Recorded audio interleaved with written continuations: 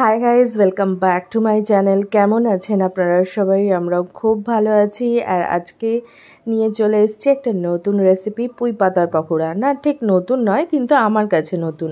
মানে আমি first time বানাচ্ছি, তাই জন্য আমার কাছে নতুন। ভাবলাম যে শেয়ার করি আপনাদের সাথে আমি কেমন করে বানাই। আমার মতন যারা প্রথমবার বানাবেন, আমার সাথে বানাবেন, অবশ্যই ঠিকঠাকভাবে পকোড়াটা হবে। আমি প্রথমে পুঁই পাতাগুলোকে ভালো করে ধুয়ে নিয়ে রেখে দিয়েছিলাম, শুকিয়ে নিয়েছি একটু। তারপরে মুসুরির ডাল, এখানে 4 চামচ মতো মুসুরির ডাল জলে ভিজিয়ে রেখে দিয়ে বেটে নিলাম শিলনোড়ায়। তারপরে মিক্সিতে বাটলে কি হয় জানেন তো, পাতলা হয়ে যায় বড্ড।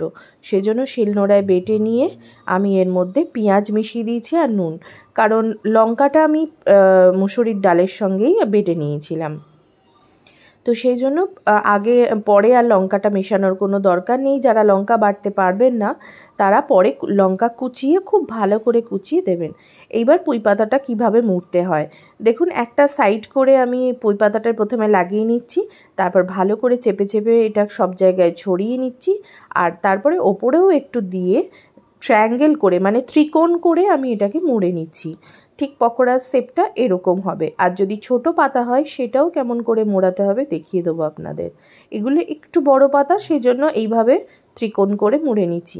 একটা সাইডে খুব বেশি দেবেন না, একটা সাইডে যতটা দেওয়ার প্রয়োজন ততটাই দেবেন, দিয়ে অপর সাইডটা মুড়ে ছড়িয়ে নেবেন জিনিসটা। ঠিক এইভাবে, খুবই সহজ, এমন কিচ্ছু ঝামেলার নয়। আর খেতে অসাধারণ হয়, মানে না খেলে কেউ বুঝতে পারবে না যে টেস্ট কতটা হয়। তো আমি সবগুলো পাতাই আস্তে আস্তে করে নিচ্ছি। যেগুলো ছোট পাতা হবে সেগুলোকে আমি এইরকম একদিকে মুসুরির ডাল বাটাটা দেব, আর আরেক দিকটা মুড়ে দেবো এইভাবে। হ্যাঁ, আর ত্রিকোণের যে আবার যে ফোল্ডটা, সেই ফোল্ডটা আর করবো না, কারণ এটা ছোট পাতা, ফোল্ড করতে গেলে একদমই ছোট হয়ে যাবে। সেই জন্য চলুন এবার আমরা এগুলো সমস্তগুলো রেডি হয়ে গেছে। 6টা মতন পুঁই শাকের পাতা ছিল, আর সেটাকে আমি করে নিয়েছি। এখানে আমি চাল গুঁড়ো, বাজার থেকে কেনা যে চাল গুঁড়ো, সেটা আমি ভিজিয়ে রেখেছিলাম অনেকক্ষণ, প্রায় 2 ঘন্টা।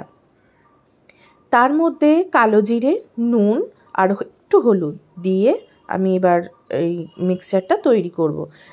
চাল গুঁড়োটা ভিজিয়ে রাখলে না, এটা খুব স্মুথ একটা পেস্ট হয়ে যায়। আপনারা বাড়িতে আতপ চাল ভিজিয়ে বেটে নিতেও পারেন, বাট এটা ইজি হবে, সেজন্য আমি এটাই করেছি। তারপরে একটা একটা করে ডুবিয়ে ব্যাস ভাজা, এছাড়া আর কোনো রকম কোনো কিছু নেই। খুব বেশি মানে একদম ডুবো তেলে যে ডিপ ফ্রাই করতে হবে এরকমও না, একটু অল্প তেলেও করা যায়। তো এইভাবে আমি আস্তে আস্তে করে, কারণ বেশি নাড়ানাড়ি করলে ওটা খুলে যাবে।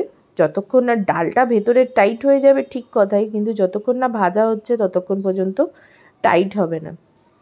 মুসুরির ডালটা মানে এত ভেতরে এত সুন্দর খেতে লাগছিল যে কি বলবো। আপনারা অবশ্যই একবার বানাবেন। মানে এটা গরম ভাতের সাথে এত সুন্দর খেতে লাগে। বাঙালিদের গরম ভাত, ডালের সাথে পকোড়া হলে আর কিছু চাই না। যে কোনো ভাতে, মানে ভাত ডালের সাথে আমাদের যে কোনো একরকম ভাজা দরকার। তো রোজ রোজ একই রকম পুঁই শাক খেতে ভালো লাগে না, তো ভাবলাম আজকে একটু পকোড়া করেই খাওয়া যাক।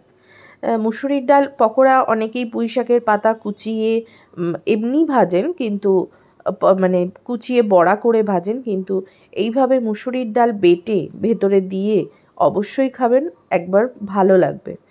তো আজকের ভিডিওটা যদি ভালো লেগে থাকে অবশ্যই লাইক, শেয়ার, সাবস্ক্রাইব করবেন, কমেন্ট করবেন কেমন হয়েছে। আর যদি নতুন হয়ে থাকেন তাহলে সাবস্ক্রাইব করে বেল আইকনটাও প্রেস করে দেবেন। চলে আসবো আবার নতুন কোনো একটা ইউনিক রেসিপি নিয়ে। Thanks for watching, take care, bye by.